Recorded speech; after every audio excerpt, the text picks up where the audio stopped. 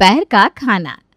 सभी की नाश्ते के बाद अपना नाश्ता लेने जैसे ही नेहा रसोई में आती है, उसे देखते ही उसकी जिठानी कहती है, नाश्ता मैंने कर दिया है, अब दोपहर का खाना तुम देख लो।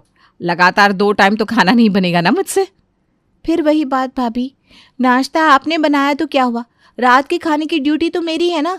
और जब देखो शाम को घूम फिर कर सभी चाय नाश्ते का काम भी मुझे ही बता देते। दोपहर में भी मैं काम करूँ, शाम में भी मैं करूँ, रात को भी मैं करूँ। मैं इंसान हूँ भाभी, कोई मशीन नहीं हूँ। तो अब इसमें मैं क्या करूं? मम्मी जी ने ही तो ड्यूटी बनाई थी ना कि नाश्ता मैं बनाऊंगी, डिनर तुम। उस वक्त तो तुम राजी थी। रात के साथ दोपहर का भी मैं ही बना लूँ, पर नाश्ते के साथ दोपहर का खाना आप नहीं बना सकती। ये क्या बात है भाभी, ऊपर से इतने सारे बर्तन धोने निकाल देती हैं आप। ये कुकर, ये कढ़ाई, अब कढ़ाई निकालने की क्या जरूरत थी? आज तो कढ़ाई में कुछ बनाई नहीं है। बेकार में बात मत बढ़ाओ नेहा। बर्तनों को गिनने वाली तुम होती कौन हो? क्या चाहती हो तुम कि इस घर में लोग बीमार पड़े रहे, सबको भूख लगनी बंद हो जाए, खाना भी खाना छोड़ दे क्या हम? घर में लोग बर्दाश्त नहीं हो रहे ना तो साफ साफ बोल दो। अब समझ में आया मुझे, भूख लगनी क्यों बंद हो गई। बर्तनों का इतना रोगी तुम तो लोगों की तबीयत तो बिगड़ गई ही ना। मम्मी जी ने उपमा बनाने को बोला था, उनका पेट खराब है। अब उपमा तो कढ़ाई में ही बनता है ना कि तवे पर बना देती। कल रात को मैंने भी तो उपमा ही बनाया था, पर एक आदमी के लिए जरा सा उपमा बनाने में मैंने बड़ी कढ़ाई इस्तेमाल नहीं की। ये तो खुद समझने की बात होती है भाभी, पैन यूज कर लेती है आप।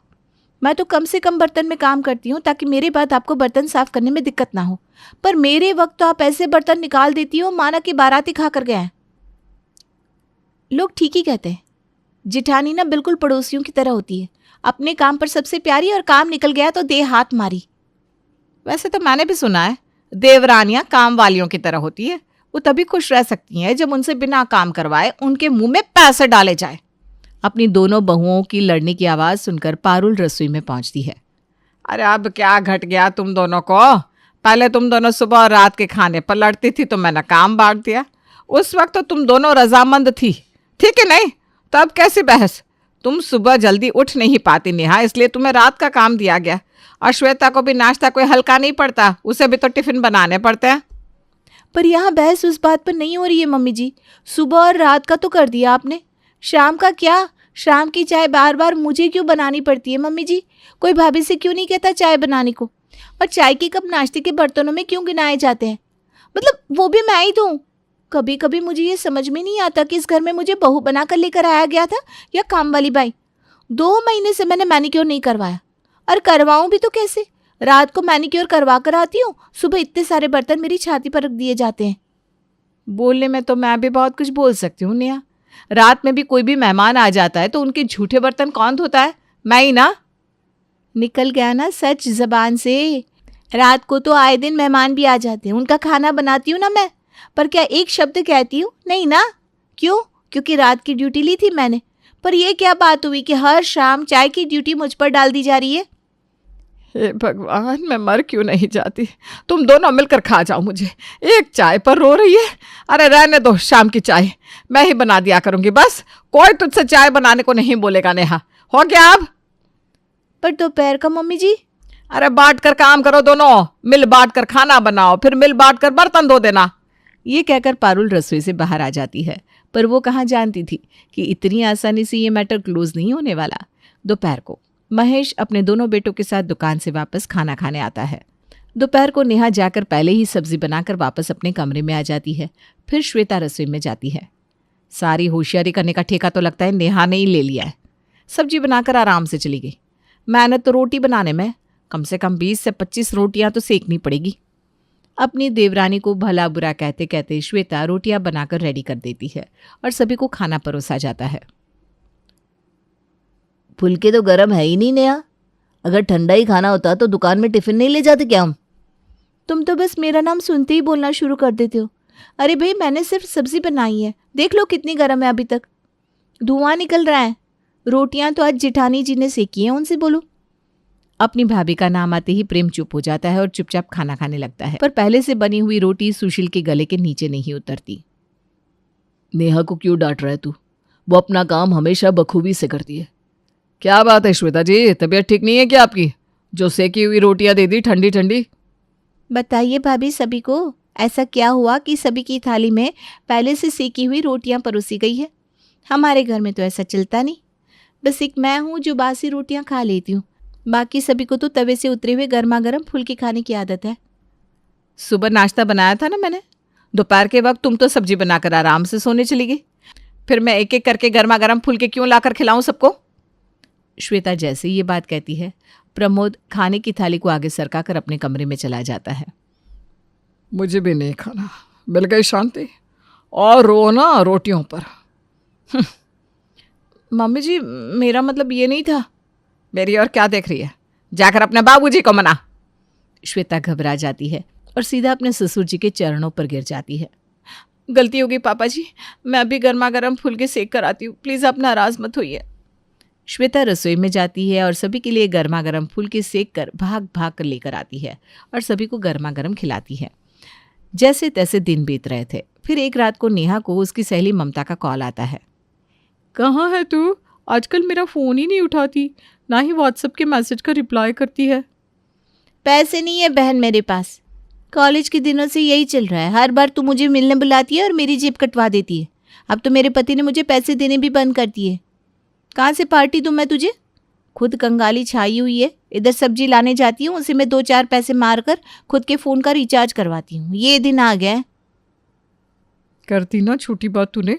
मेरे पति का प्रमोशन हुआ है, मैं दे रही हूँ पार्टी तुझे। कल ठीक 3 बजे होटल ब्लू रॉक पहुँच जाना। क्या तू पार्टी दे रही है, वो भी ब्लू रॉक में? बाप रे भगवान, मुझे तो विश्वास नहीं हो रहा। कहीं ये सपना तो नहीं हो रहा ना? विश्वास तो कर ले। और अगर तुझे ऐसा लग रहा है कि मैं तुझसे पेमेंट करवाऊंगी तो अपना मोबाइल फ़ोन और पर्स लेकर मत आना, ठीक है? वैसे खाली हाथ वापस नहीं भेजूंगी, रिटर्न गिफ्ट का भी अरेंजमेंट किया है मैंने। आज तू रात को मुझे सोने देगी कि नहीं? अरे बहन, फ्री में खाना किसे पसंद नहीं होता। मैं पक्का आ रही हूँ, पक्का। नेहा खुश होती ही है कि तभी उसे याद आता है कि उसे तो दोपहर की सब्जी भी बनानी है। अब ऐसे में वो पार्टी जाए तो कैसे?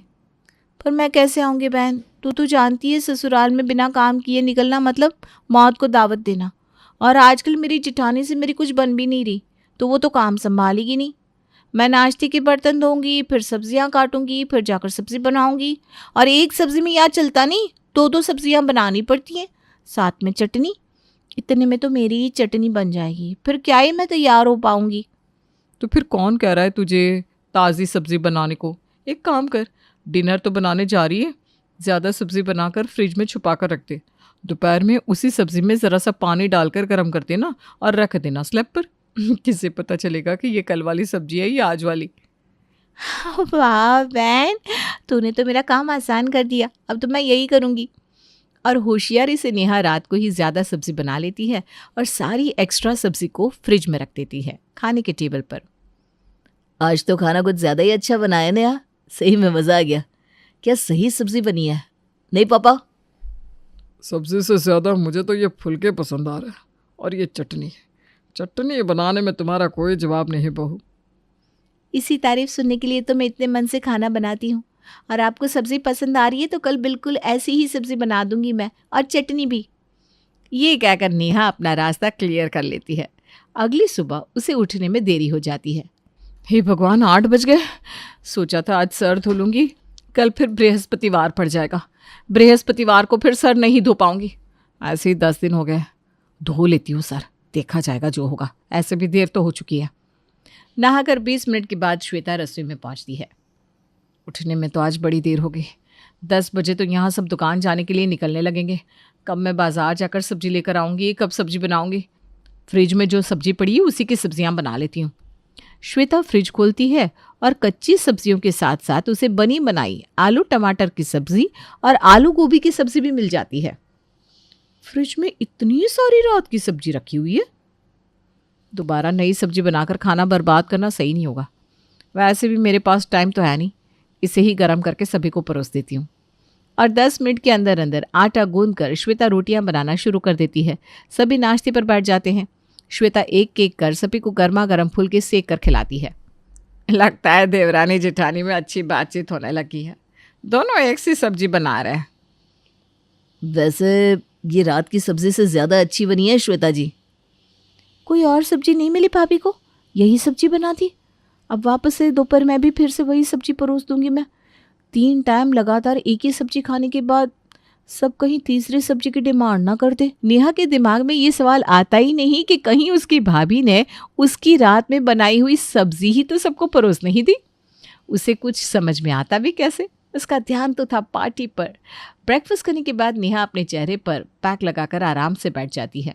कुछ देर बाद पारुल उसके कमरे में आती है।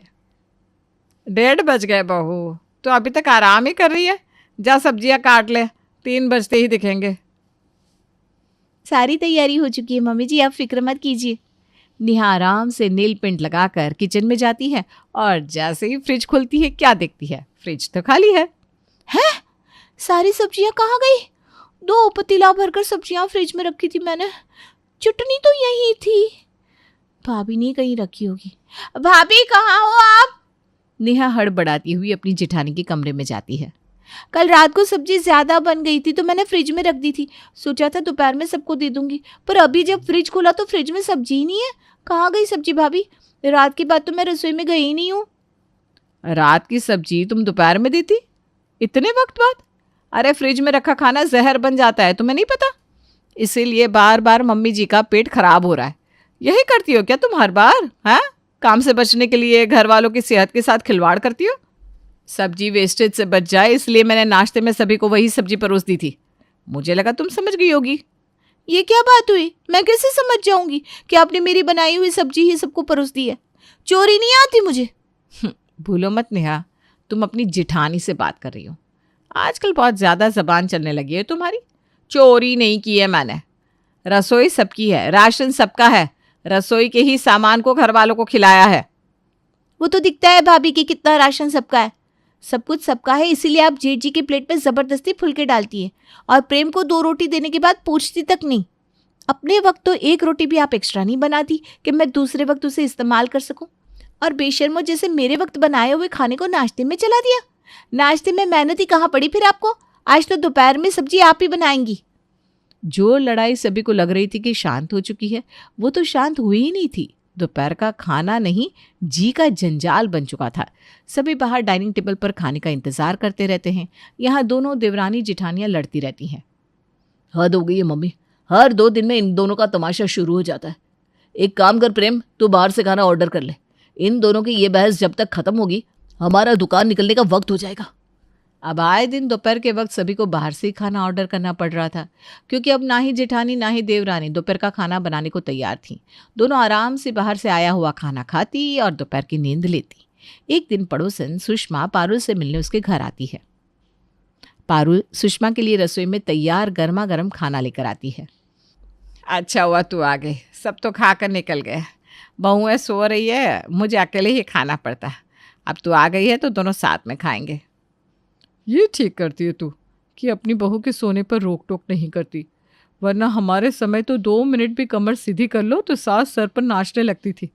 अगर बहुएं काम कर रही है तो फिर काम पूरा होने के बाद कुछ भी करे, क्या फ़र्क पड़ता है। खाना बहू ने नहीं, मैंने बनाया है। पहले तो श्वेता सारा काम कर लेती थी, पर फिर जैसे ही नेहा आई काम को लेकर दोनों में कलेश शुरू हो गया। इसीलिए मैंने सुबह और रात के खाने की ड्यूटी बांट दी। शाम की चाय मैं बनाने लगी, फिर यहाँ दोपहर के खाने के टॉपिक पर कलेश शुरू हो गया। दोनों में से कोई भी काम करने को तैयार नहीं है। कितने दिन है बाहर का खाना मंगवा कर खाते, इसीलिए अब दोपहर का खाना भी मैंने ही बनाना शुरू कर दिया। बाप रे बाप, ये क्या कह रही है पारुल? घर की टेस्टिंग तो पहले से तू कर रही है। पहले टेस्टिंग, फिर शाम की चाय और अब दोपहर का खाना भी। धीरे धीरे तेरी दोनों बहू मिलकर सारा काम तुझसे करवाने लगेगी। इतना सर पर मत चढ़ा इन लोगों को। तो मैं क्या करती, सबको भूखा छोड़ देती। मैं बताती हूँ तुझे क्या करना है। सुषमा पारुल से मिलकर वापस लौट जाती है। रात को खाने के बाद सभी साथ में बैठे हुए थे, तभी पारुल सुशील से कहती है, घर की जायदाद के पेपर्स बनवा ले बेटा, और 3 हिस्सों में बंटवाना सब कुछ। 3 हिस्सों में क्यों मम्मी जी? सवाल तो बिल्कुल सही पूछा तुमने बहू। जिस हिसाब से मेरे 2 बेटे हैं, हिस्से तो 2 ही होने चाहिए। हमें तो अपने हिस्से की ज़रूरत है ही नहीं। आप हमसे अलग थोड़ी ना है मम्मी जी, ये कैसी बात कर रही हैं आप? ये पूरा परिवार एक ही तो है। पहले मैं भी यही सोचती थी बेटा, पर आजकल इस घर में जो हो रहा है उसे देखकर मुझे लग रहा है कि एक हिस्सा मेरा भी बनता है। नाश्ता बनाने वाली बहू का एक हिस्सा, रात का खाना बनाने वाली बहू का एक हिस्सा, तो मैं भी तो इस घर की बहू ही हूँ। दोपहर का खाना बनाने के लिए मेरा भी तो एक हिस्सा बनता है ना। पारुल की बात सुनते ही नेहा और श्वेता को उनकी गलतियों का एहसास हो जाता है। अगली दोपहर दोनों देवरानी जेठानी मिलकर सभी के लिए दोपहर का खाना बनाती है।